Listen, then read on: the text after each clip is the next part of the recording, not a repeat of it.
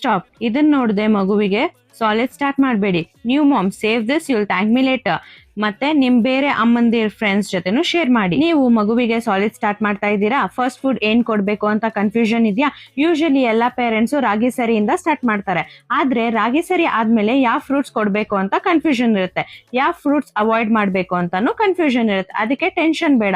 ಇವೆಲ್ಲ ಡೀಟೇಲ್ಸ್ ನ ಈ ವಿಡಿಯೋ ಅಲ್ಲಿ ಕಂಪ್ಲೀಟ್ ಆಗಿ ಎಕ್ಸ್ಪ್ಲೈನ್ ಮಾಡಿದೀನಿ, ಸ್ಕಿಪ್ ಮಾಡದೆ ನೋಡಿ. ಯಾವುದೇ ನ್ಯೂ ಫುಡ್ ಸ್ಟಾರ್ಟ್ ಮಾಡಿದ್ಮೇಲೆ ಒಂದ್ ಫ್ರೂಟ್ ನ 3 ದಿನ ಕಂಟಿನ್ಯೂಸ್ ಆಗಿ ಕೊಡಿ. ಇದರಿಂದ ಬೇಬಿಗೆ ಏನ್ ಅಲರ್ಜಿ ಇದೆ ಏನಿಲ್ಲ ಅಂತ ಈಸಿ ಆಗಿ ಗೊತ್ತಾಗುತ್ತೆ.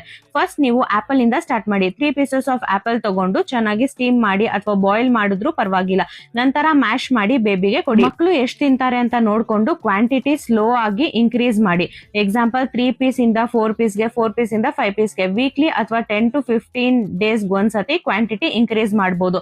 6 ಮಂತ್ಸ್ ಬೇಬಿಗೆ ನೀವು apple, pear, avocado, carrot, potato, sweet potato, broccoli, banana, peas, beans, beetroot ಇವೆಲ್ಲಾನು ಕೊಡ್ಬೋದು. ಒಂದ್ ಇಂಪಾರ್ಟೆಂಟ್ ವಿಷಯ ಏನಂದ್ರೆ ಸ್ಟಾರ್ಟಿಂಗ್ ಅಲ್ಲಿ ತುಂಬಾ ಸ್ವೀಟ್ ಫ್ರೂಟ್ಸ್ ಕೊಡಬೇಡಿ.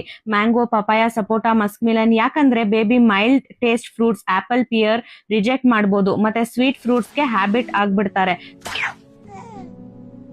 Oh, you don't want it?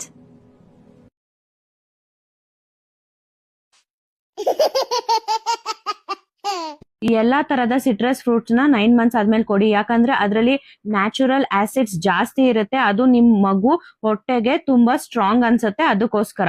ದಾಳಿಂಬ್ರೆ ಹಣ್ಣು ಮತ್ತೆ ಪೈನಾಪಲ್ ನ ಮಕ್ಳಿಗೆ 1 year ಆದ್ಮೇಲೆ ಕೊಡಿ. Thanks for watching. ಮತ್ತಷ್ಟು ವಿಡಿಯೋಗಾಗಿ ನನ್ನ ಪೇಜ್ ನ ಫಾಲೋ ಮಾಡೋದನ್ನ ಮರಿಬೇಡಿ.